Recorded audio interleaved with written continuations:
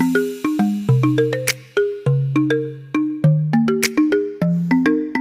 Everyone, welcome back. कैसे हैं आप सब? आई होप कि आप सभी अच्छे होंगे।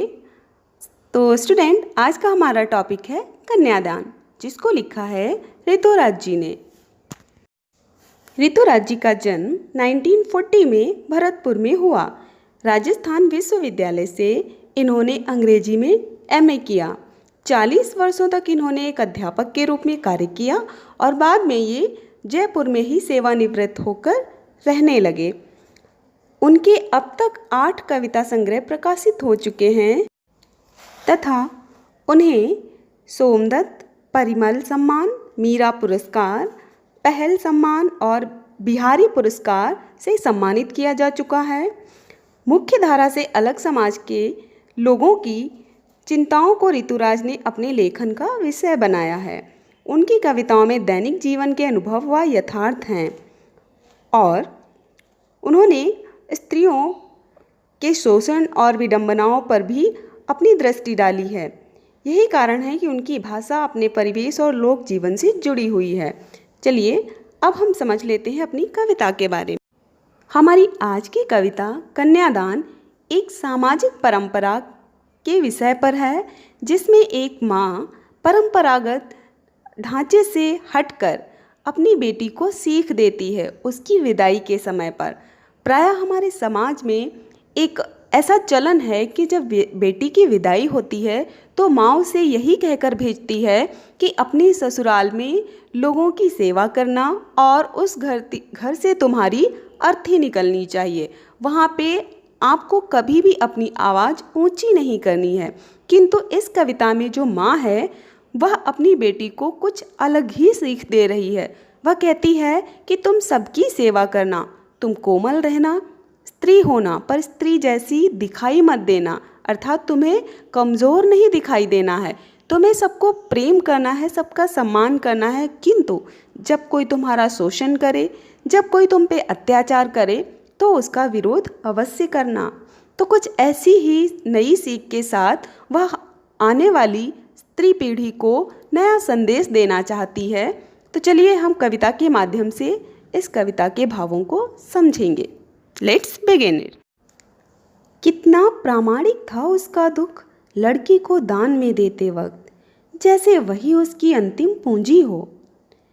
कवि कहते हैं कि जब एक माँ अपनी बेटी की विदाई करती है उसके विवाह के समय, तब उसका दुख इतना वास्तविक होता है, इतना सच्चाई भरा होता है, जैसे उसने अपने जीवन भर की जमा पूंजी को किसी को दान में दे दिया है। अब इन पंक्तियों में जैसे कि हमारे समाज में जब भी लड़कियों का विवाह किया जाता है तो एक परंपरा, एक रस्म निभाई जाती है जिसे कन्यादान कहा जाता है। वस्तुतः यह कन्यादान शब्द ही एक तरीके से गलत है। कन्या एक मानव है, एक इंसान है और दान तो वस्तुओं का किया जाता है, किंतु यहाँ पे कन्या एक इंसान को दान करने का अर्थ है कि जैसे उसकी भावनाओं और उसके अधिकारों को छीन लिया गया हो, उनको मार दिया गया हो। कवि को ये बात बहुत दुखी करती है, उसको व्यथित करती है और इसलिए उसने अपनी कविता में ये विषय चुन लिया। वो कहता है कि एक माँ जब अपनी बेटी की विदाई में उसका कन्यादान करती है तब उसका दुख बहुत अधिक गहरा होता है, वह वास्तविक दुख होता है। कोई भी उसके दुख को समझ सकता है, क्योंकि एक बेटी अपनी माँ के सबसे करीब होती है, उसकी सुख दुख की साथी होती है। और जब बेटी उससे हमेशा के लिए पराई हो जाती है तब उसे लगता है कि जैसे अपने जीवन भर की जमा पूंजी उसने किसी को दान में दे दी है, अपने हृदय का टुकड़ा उसने किसी को दान में दे दिया है, जो वास्तव में एक बहुत ही कठिन कार्य है। लड़की अभी सयानी नहीं थी, अभी इतनी भोली सरल थी कि उसे सुख का आभास तो होता था लेकिन दुख बाँचना नहीं आता था। पाठिका थी वह धुंधले प्रकाश की, कुछ तुकों और कुछ लयबद्ध पंक्तियों की। तो इन पंक्तियों में कवि ने कहा कि लड़की बड़ी तो हो गई थी किंतु अभी इतनी समझदार नहीं थी कि उसे दुनियादारी की समझ हो सके। प्रायः जब तक व्यक्ति अपने घर से बाहर नहीं निकलता वह दुनियादारी को नहीं समझ पाता है। इसी प्रकार लड़की भी अभी तक अपने माँ बाप के घर थी।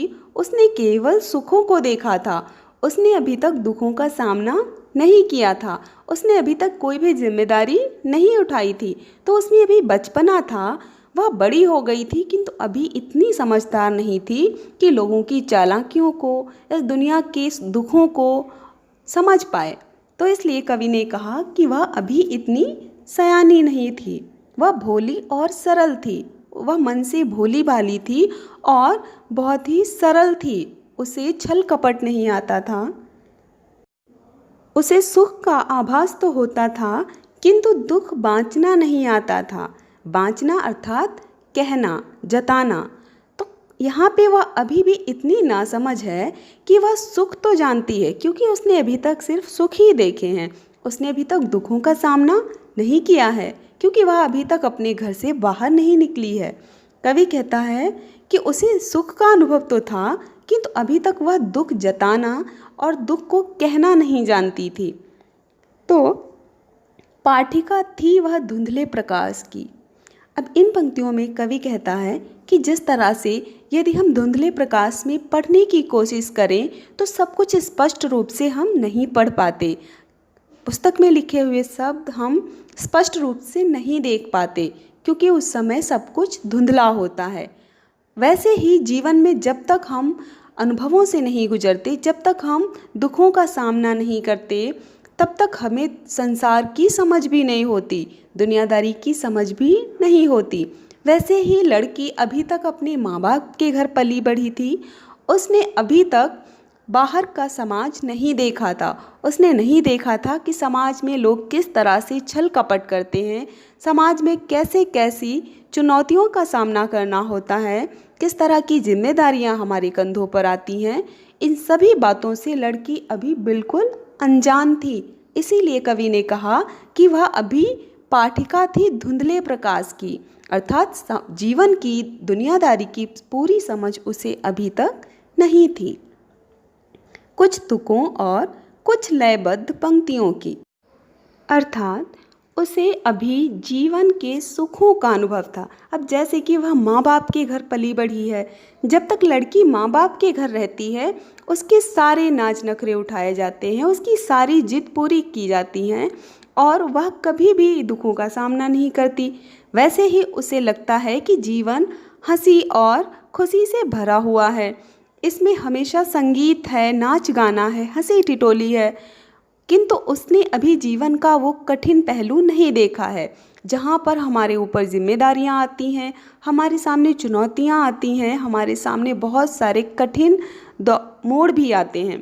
तो इसीलिए वह जीवन को बहुत ही सरल और खुशी से भरा हुआ समझती थी। किंतु जीवन का वास्तविक ज्ञान उसे अभी तक नहीं हुआ था, वह अभी तक पूरी तरीके से परिपक्व नहीं हुई थी। So my dear student, now we have completed today's part. Now in next part we'll cover last part of this poem. So now look at the slide, word meanings, important facts about the poem, question answer for practice. Okay, so be happy, be healthy. Thank you, have a good day. Bye bye.